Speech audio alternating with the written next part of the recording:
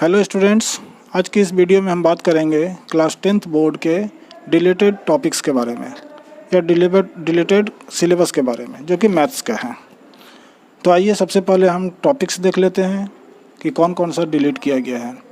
Actually में कोविड-19 के कारण जो स्कूल्स बंद हैं, जिसके कारण बच्चों को रेगुलर स्कूल वाइज क्लासेस नहीं हो पा रही है। जो भी बच्चे हैं वो ऑनलाइन क्लासेस से स्टडी कर रहे हैं, अपने आप को तैयार कर रहे हैं, लेकिन बच्चे जो हैं वो ऑनलाइन स्टडी के लिए पहले से प्रिपेयर नहीं थे।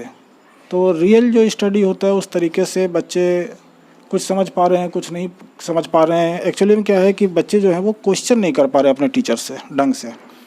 तो उसके लिए क्या किया गया है कि कुछ सिलेबस को कम कर दिया गया है 2021 के लिए, ताकि बच्चे जो हैं वो इस कोविड-19 के कारण उनके एग्ज़ाम के ऊपर कोई ज़्यादा बर्डन ना पड़े। तो चलिए सबसे पहले हम लोग बात कर लेते हैं टॉपिक्स में कि कौन कौन सा टॉपिक्स को हटाया गया है। तो सबसे पहला चैप्टर है हमारा रियल नंबर।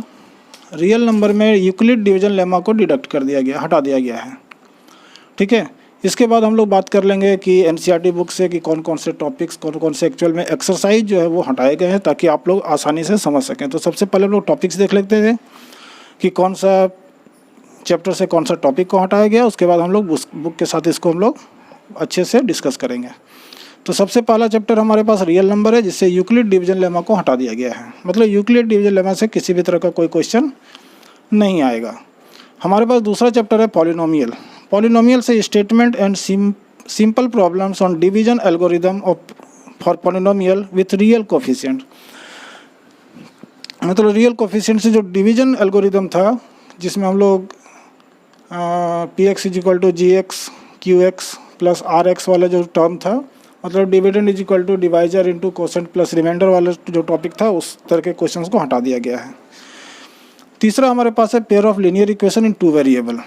इस चैप्टर में से क्रॉस मल्टीप्लिकेशन मेथड जो था उस चीज़ को हटा दिया गया है। इसमें 3 मेथड्स थे, एलिमिनेशन, सब्स्टिट्यूशन और क्रॉस मल्टीप्लिकेशन।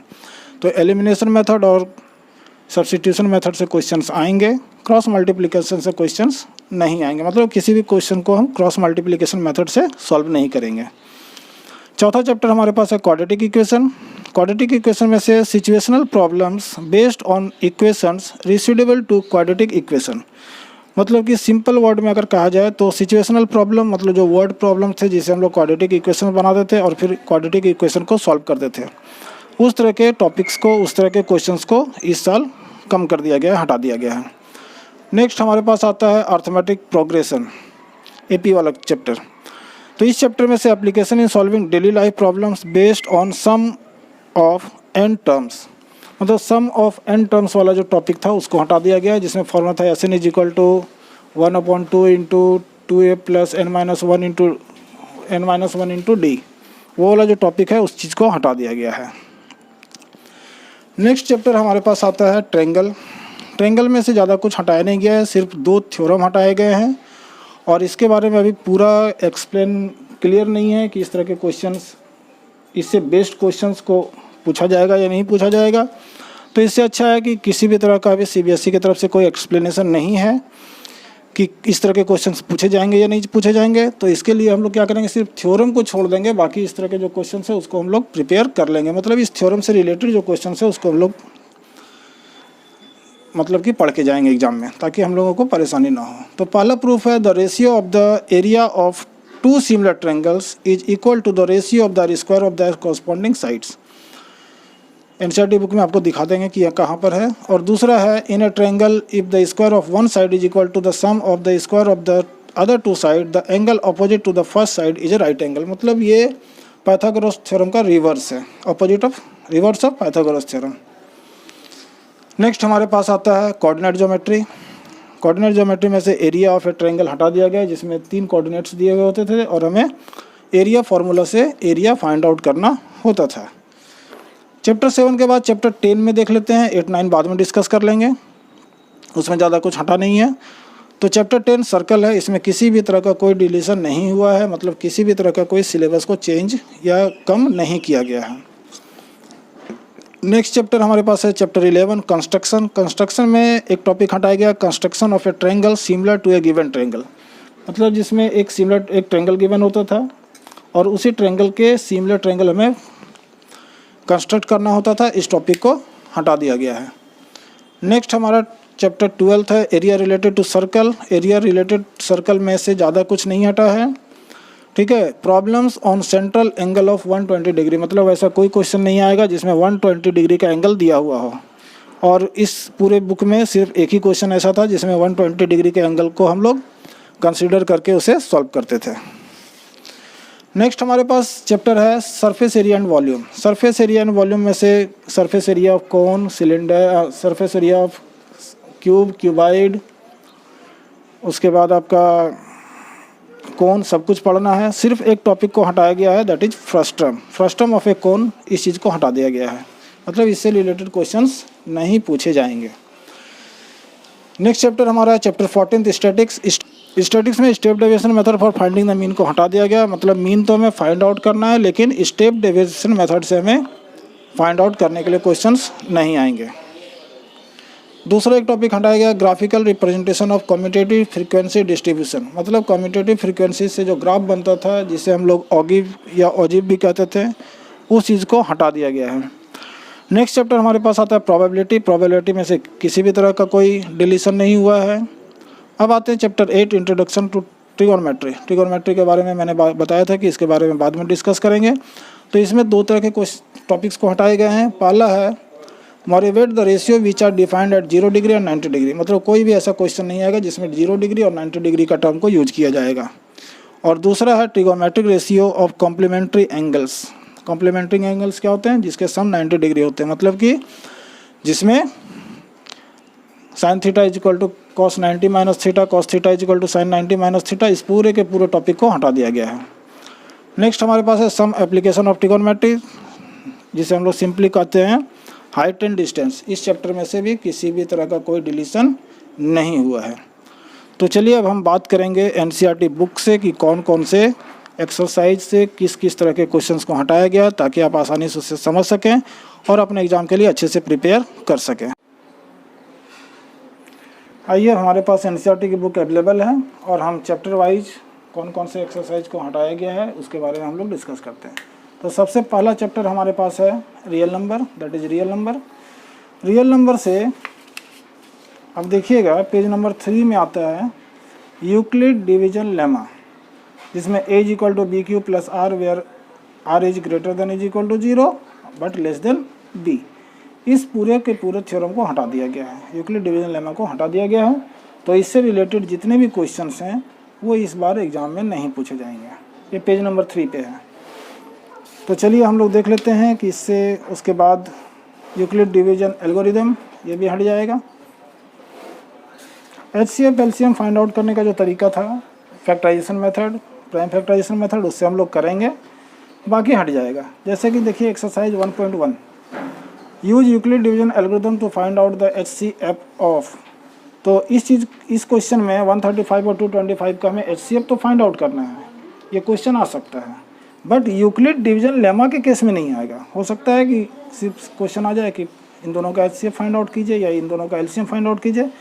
तो इस केस में इस क्वेश्चन को हम लोग करेंगे, लेकिन यूक्लिड डिवीजन मेथड से नहीं करेंगे। हम लोग क्या करेंगे, इस क्वेश्चन को कर लेंगे फैक्टराइजेशन मेथड से या डिवीजन मेथड से, ठीक है।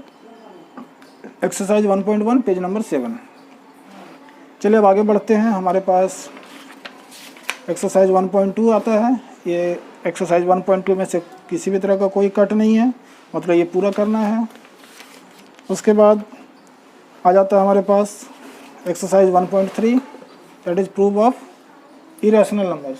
ये काफ़ी इंपॉर्टेंट हो जाता है उस चैप्टर के कट जाने के बाद, क्योंकि ज़्यादातर इस चैप्टर से लॉन्ग क्वेश्चन में 3 ही तरह के क्वेश्चंस आते थे। या तो इरेशनल प्रूफ करना होता था, या फिर यूक्लिड डिवीजन लेमा से कोई स्टेटमेंट को प्रूफ करना होता था, या फिर नॉन टर्मिनेटिंग नंबर को फ्रैक्शन में कन्वर्ट करना होता था। तो ये एक तो हमारे पास कट गया है यूक्लिड डिवीजन लेमा। तो एक्सरसाइज 1.3 का जो टॉपिक है वो काफ़ी इंपॉर्टेंट हो जाता है। साथ ही साथ ये टॉपिक कौन सा है, रिविजिटिंग रैशनल नंबर्स एंड दायर डेसिमल एक्सप्रेशंस। इस चैप्टर में देखिए एक्सरसाइज 1.4 में ये पूरा करना है। इस चैप्टर में क्वेश्चन नंबर 4 देखिए, ठीक है। इसमें रिपीटिंग डेसिमल्स हैं या नॉन रिपीटिंग डेसिमल्स हैं जिसमें बार लगे हुए थे, इसको हमें फ्रैक्शन में कन्वर्ट करना होता है। ये काफ़ी इंपॉर्टेंट हो जाता है, ये लॉन्ग क्वेश्चंस में आएंगे। हमारे पास दूसरा चैप्टर आता है पॉलिनोमियल। पॉलिनोमियल से क्या कटा है? पॉलिनोमियल से कटा है डिवीजन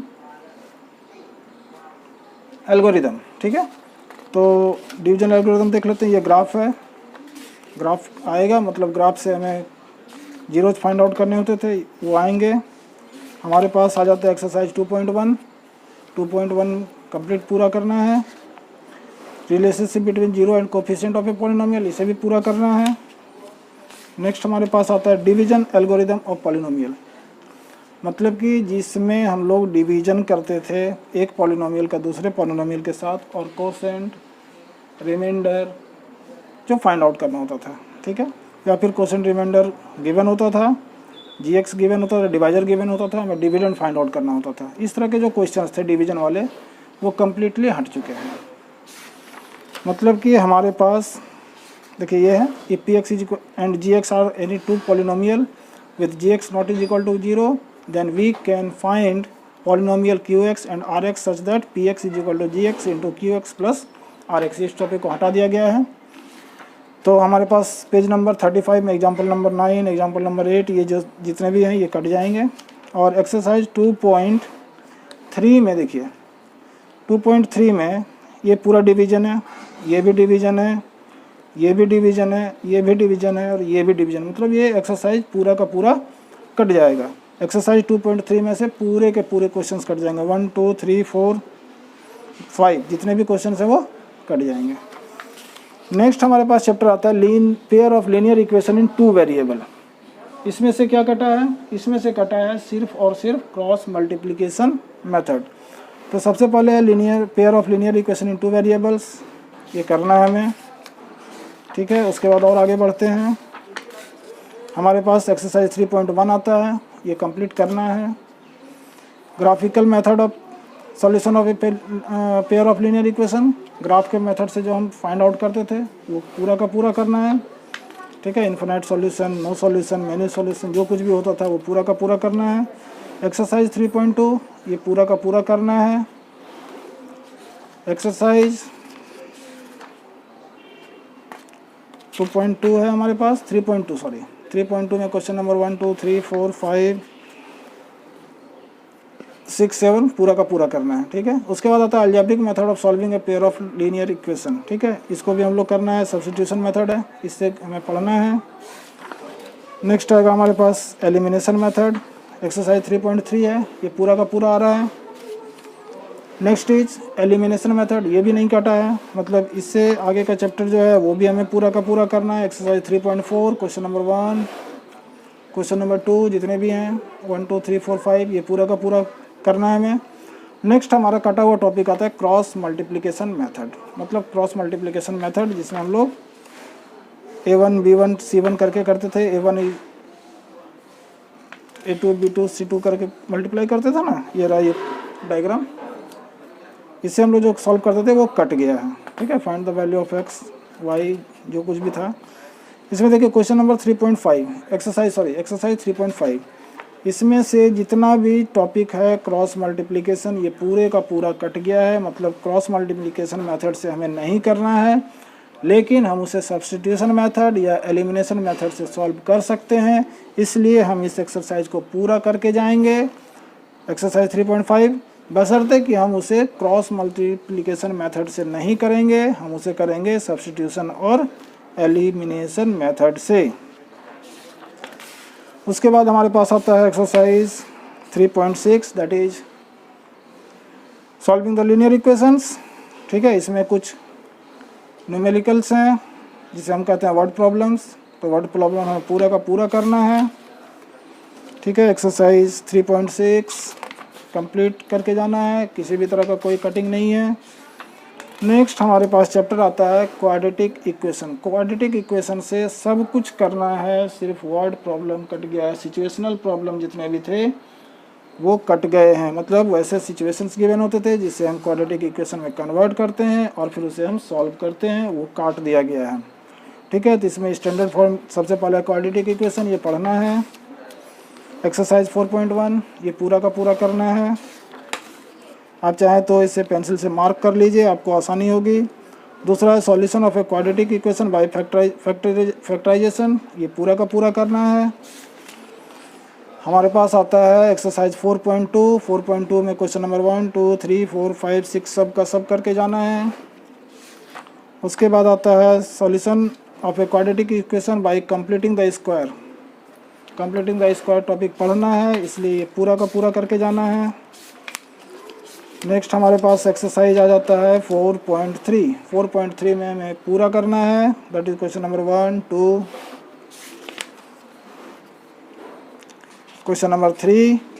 लेकिन क्वेश्चन नंबर 4 से लेकर के क्वेश्चन नंबर 4 से लेकर के the sum of a reciprocal of रेहानसेज से लेकर के question number 11 the sum of the area of 2 square is 468, ये पूरा का पूरा कैंसिल कर दिया गया है, तो इसे हमें छोड़ देना है। नेक्स्ट आता है nature of the root. Nature of the root means वो क्या होगा, 0 से बड़ा होता है तो क्या होता है, बी स्क्वायर माइनस 4ac। 0 से बड़ा होता है तो क्या होता है, बराबर होता है तो क्या होता है, लेस होता है तो क्या होता है, मतलब कि इन्फिनाइट सॉल्यूशन होगा, मैन्यू सॉल्यूशन होगा या नो सॉल्यूशन होगा। ठीक है, इतना ही है। नेक्स्ट हमारे पास चैप्टर आता है अर्थमेटिक प्रोग्रेशन। अर्थमेटिक प्रोग्रेशन में से सिर्फ कटा है sum of n terms, situational problems, application in solving daily life problems based on sum of n terms. Situational problem सिर्फ कटे हैं, पूरा का पूरा n टर्म नहीं कटा है।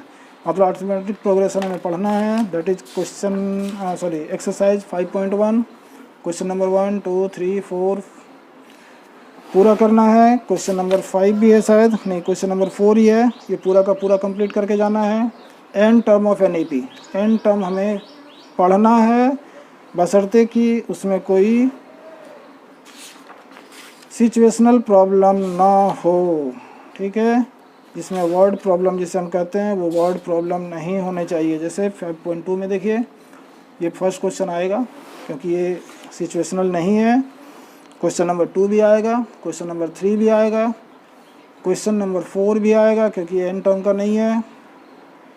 Sorry, question number 4 n term का है, लेकिन ये सिचुएशनल नहीं है। ठीक है, ये नॉर्मल क्वेश्चन है। क्वेश्चन नंबर 5 भी करना है, क्वेश्चन नंबर 6 भी करना है। ठीक है, क्वेश्चन नंबर 7 से ये कटना शुरू होगा अगर कोई n टर्म है तो। जैसे क्वेश्चन नंबर देखिए किस में आता है n टर्म, क्वेश्चन नंबर 15 में कट जाता है, क्वेश्चन नंबर 16 कट जाता है, क्वेश्चन नंबर 17 18 19 और 20 ये पूरा का पूरा कट जाएगा। चलिए, उसके बाद आता है sum of first n term of NEP, ये करना है। ठीक है, sum of n term complete करना है। एक्सरसाइज 5.3 में देख लेते हैं, find the sum of the AP। Sum हमें फाइंड आउट करना है, सिर्फ सिचुएशनल प्रॉब्लम हटा है। मतलब question number 1, question number 2, question number 3, question number 4, question number 5, question number 5 terms common difference, question number 6, question number 7, question number 8, question number 9, question number 10, ये पूरा का पूरा करना है। बशर्ते क्वेश्चन नंबर 11 कट जाएगा, 12 कट जाएगा, 13 कट जाएगा, 14 कट जाएगा, 15 कट जाएगा, 16 17 18 ये सब कट जाएंगे। अगर इसमें n टर्म से रिलेटेड है तो कटेंगे, नहीं है तो शायद नहीं कटेंगे। इसलिए आप लोग थोड़ा ध्यान से देख लीजिएगा कि किसमें किसमें n टर्म्स से रिलेटेड क्वेश्चंस हैं। अब ये क्वेश्चन कट जाएगा, क्वेश्चन नंबर 19 ये लॉग वाला, और ये क्वेश्चन नंबर 20 ये जो बच्चा दौड़ करके बकेट में पोटैटो रेस वाला जो क्वेश्चन था, ये कट जाएगा। ठीक है, ऑप्शनल क्वेश्चन में भी आप लोग एक बार देख लीजिएगा कि क्या क्या कट रहा है। इसके बारे में भी हम डिस्कस नहीं कर रहे हैं। n टर्म से रिलेटेड होगा तो कट जाएगा, नहीं तो नहीं कटेगा। नेक्स्ट हमारे पास आता है ट्रायंगल। ट्रायंगल में ज़्यादा कुछ नहीं कटा है, सिर्फ 2 थ्योरम्स कटे हैं। ठीक है, और थ्योरम्स से रिलेटेड क्वेश्चंस पूछे जाएंगे या नहीं, इसके बारे में कोई डिटेल नहीं है, इसलिए हम उससे रिलेटेड क्वेश्चंस को पढ़ेंगे, लेकिन उस थ्योरम को हम छोड़ देंगे। एक थ्योरम तो प्रूफ करने के लिए आता ही है, उन दोनों को छोड़ करके कोई दूसरा थ्योरम आएगा। तो चलिए हम लोग एक्सरसाइज देख लेते हैं। एक्सरसाइज 6.1 करके जाना है, question number 1 2 3 similarity of a triangle, ये करके जाना है। किस किस केस में सिमिलर होता है, सिमिलर प्रूफ करना होता है। ठीक है, ये सब करके जाएंगे। उसके बाद criteria of similarity of a triangle, कौन कौन से क्राइटेरिया हैं, RHS, और क्या क्या है, SAS, ये सब पूरा कर लेना है हमें। सिर्फ देखिए क्या क्या है, एक हमारे पास आ जाता है एग्जाम्पल, देखिए कहाँ पे है, 6 एक्सरसाइज आता है 6.3। देखिए 6.3 में क्वेश्चन नंबर 1 करना है, क्वेश्चन नंबर 2, क्वेश्चन नंबर 3 पूरा का पूरा करना है, question number 4, question number 5, question number 6, question number 7, question number 8, question number 9 and question number 10। साथ ही साथ क्वेश्चन नंबर 11, 12, 13, 14 और 16। नेक्स्ट हमारे पास टॉपिक आता है बुक में page number 141, area of similar triangle. देखिए इसमें इसी टॉपिक को काटा गया है।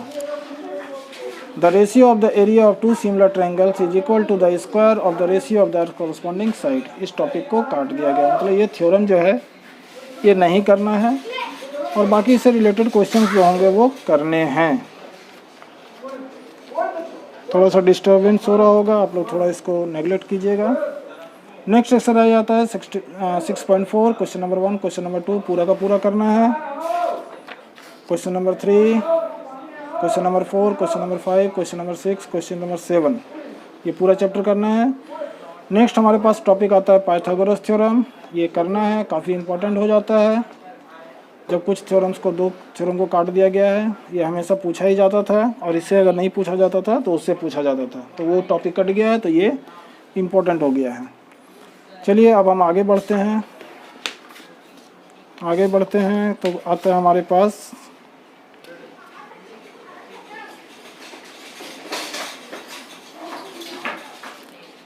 ये प्रूफ आ जाता है, कहाँ गया ये,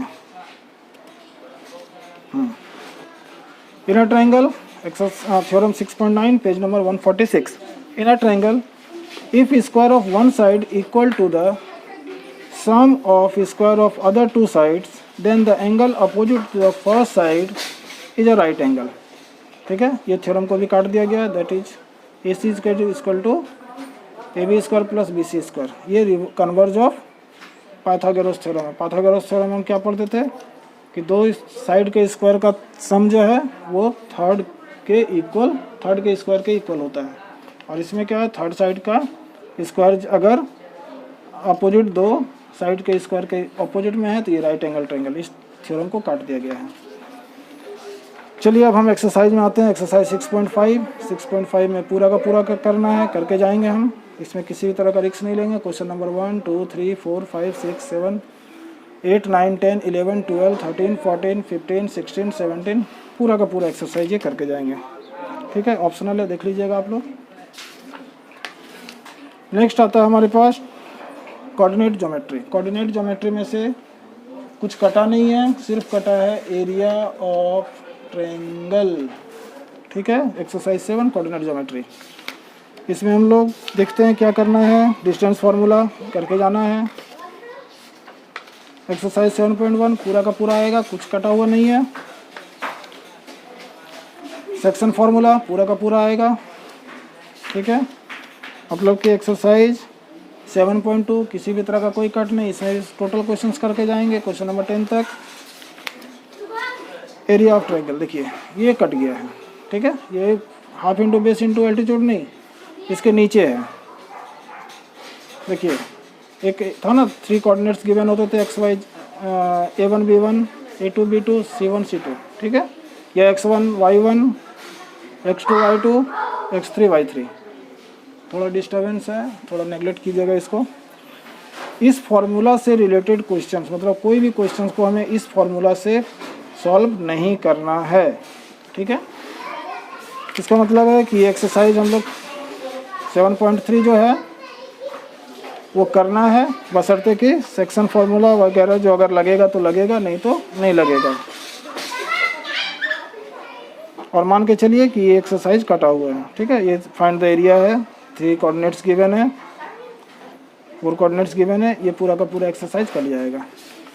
नेक्स्ट हमारे पास आता है chapter 8 introduction to trigonometry. Introduction to trigonometry में कुछ नहीं कटा है, सिर्फ कटा क्या है, ट्रिगोनोमेट्रिक रेशियो करके जाना है।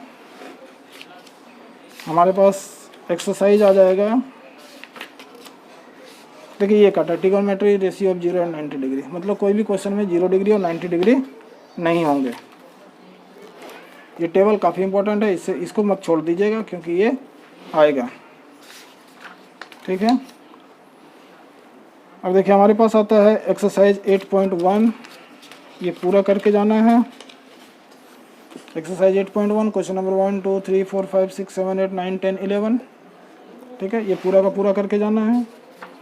उसके बाद हमारे पास आता है एक्सरसाइज 8.2। 8.2 में देखिए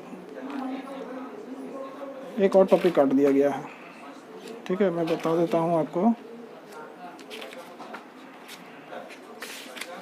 ये 90 डिग्री वाला, सॉरी, ये करना है कंप्लीट। एक्सरसाइज 8.2 में पूरा करना है, सिर्फ जहाँ पे 0 डिग्री है वो क्वेश्चंस नहीं आएंगे। जैसे देखिए ये वाला क्वेश्चन है 0 डिग्री, ठीक है, ये नहीं आएगा। और अगर कहीं पे 0 डिग्री होगा तो वो नहीं आएगा, 0 और 90 नहीं आएंगे। 10 90 डिग्री नहीं आएगा, ये क्वेश्चन नहीं है। जिसमें 90 डिग्री हो वो क्वेश्चंस, वैसे क्वेश्चंस नहीं आएंगे। ठीक है, 30 डिग्री 45 डिग्री 60 डिग्री आएगा। इसमें ये टॉपिक काटा गया है। ठीक है, कॉरस्पॉन्डिंग एंगल से रिलेटेड जितने भी हैं, ठीक है, क्या है,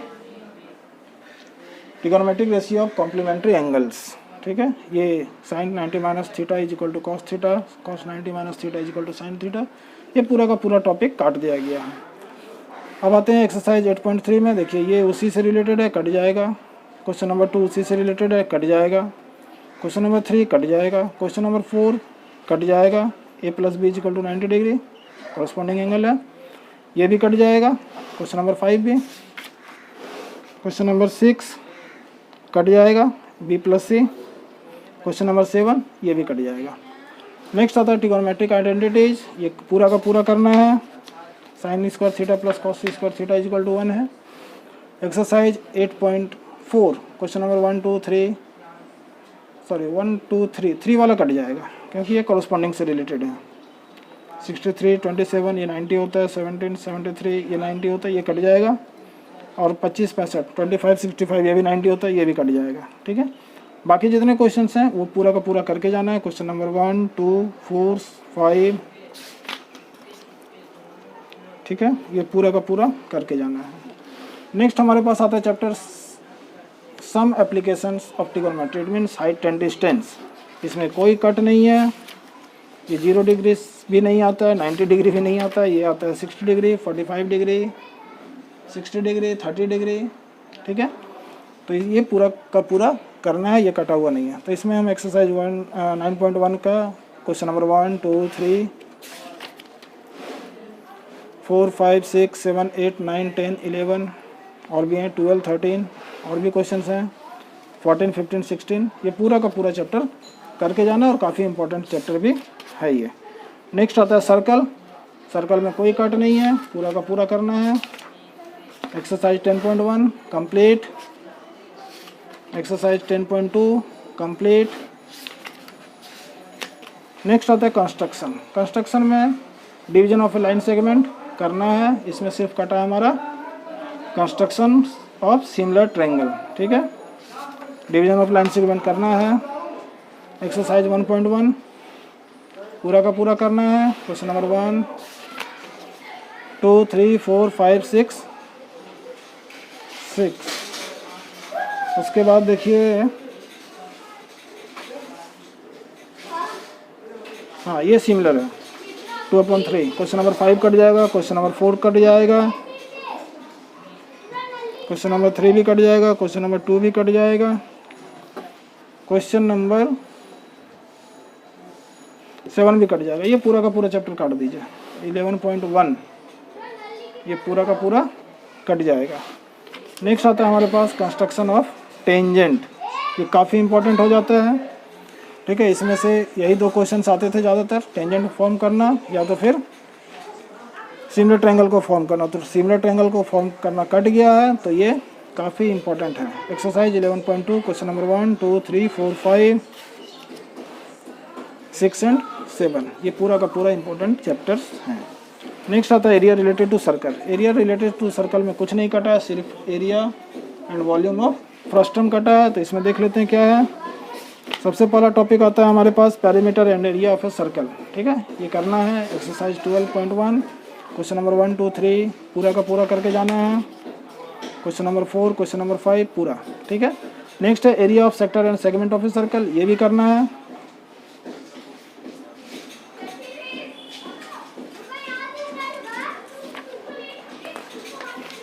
ठीक है, अब देखिए एक ये एक्सरसाइज का एग्जांपल है, एग्जांपल नंबर 3 पेज नंबर 228, ये 120 डिग्री ये कट जाएगा।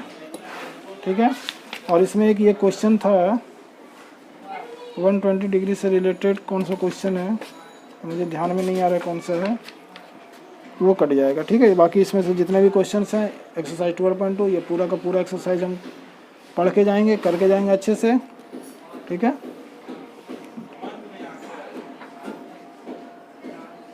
चलिए नेक्स्ट हमारे पास आता है area of combination of plane figure, ये भी इम्पोर्टेंट है, करके जाना है।